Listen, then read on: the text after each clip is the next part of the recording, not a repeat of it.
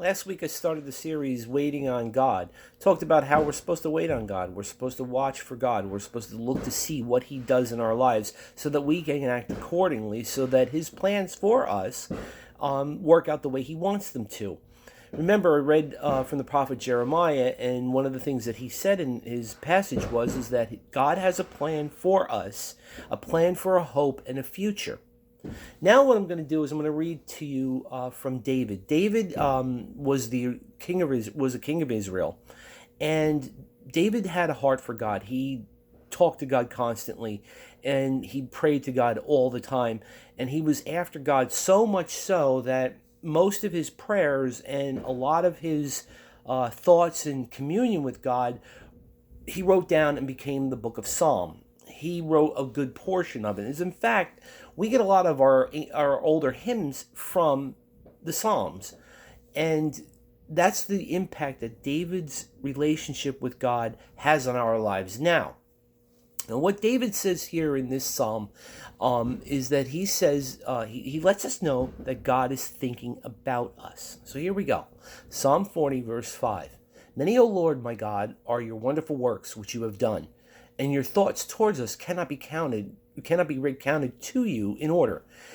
If I would declare and speak them, they are more than can be numbered. David is telling us that God thinks about us.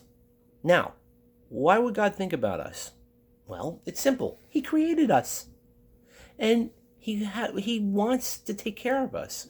And he wants us to have a future and a hope so that we will be more like Jesus, so that we will grow to be like him, so that when we die and when we go to heaven, he can welcome us and he can say, come on in, you were my child, I took care of you. This is where I want you. It's all for that end game, the end game of heaven. God wants us with him.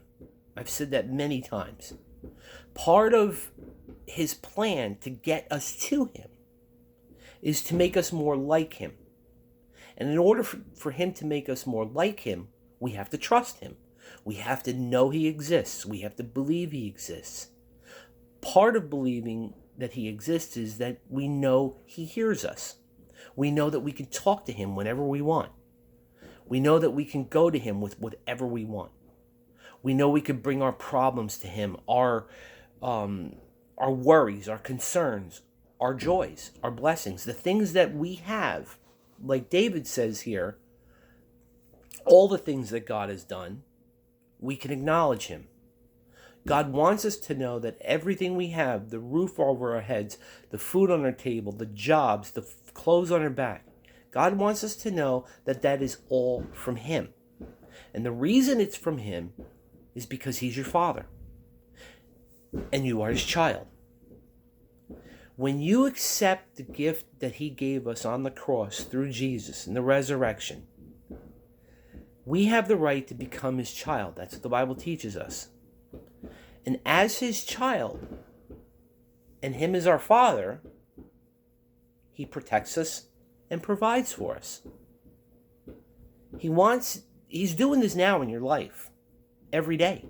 Every day you wake up is a gift from God. He's allowed you to be alive for another day. Because he wants you to acknowledge him and say, thank you for letting me live today. When you go to work, he wants you to acknowledge that that job came from him. When you get paid, he wants you to know that pay came from him. When you're able to buy food to put on your table, he wants you to know that food came from him. And when you're serving that food in your house, he wants you to know that house came from him. He wants you to know everything that you're going to do for the rest of your lives comes from him. That's what God wants. And that's what David had. David had that relationship with God, so much so that he knew everything came from God. He says so. The works which you have done, I cannot count. They cannot be numbered. Because David acknowledges and realizes that everything from the moment he was born to the moment he's going to die, everything comes from God. And that's where we're going to go next week. I'm going to show you next week how all this started before you were born. Have a great week. Talk to God. Understand who He is. Get to know Him.